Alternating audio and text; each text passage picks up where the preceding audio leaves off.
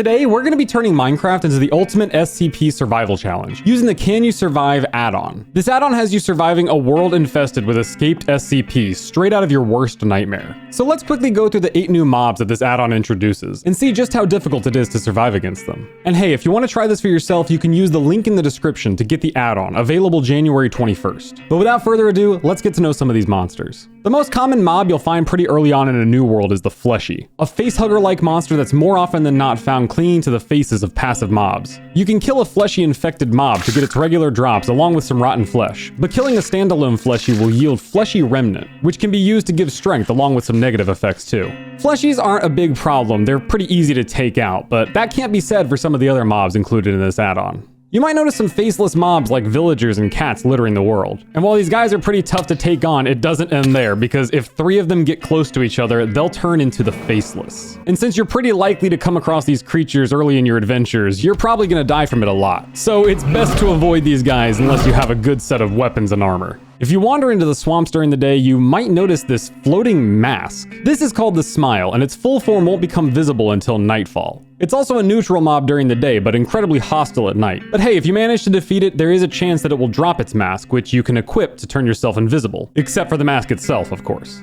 With the land as infested as it is, you might think you're safe retreating to the water. But you'd be wrong, all thanks to the Hand. This mob will latch onto you in the water and drag you down deep into the ocean, eventually drowning you. You'll have to hit it multiple times for it to let go, but you're better off just sticking to boats for your aquatic travels. You aren't safe climbing to the highest peak of a mountain either, as this is where you'll find the Bat, which comes in a small version and a much rarer large version. Small bats will swoop down for a melee attack, while the large bat will send out a shockwave range attack that deals heavy damage. But taking down a large bat will give you bat claws, which can be used to craft the Vampiric Scythe, a cool weapon that heals you as you use it.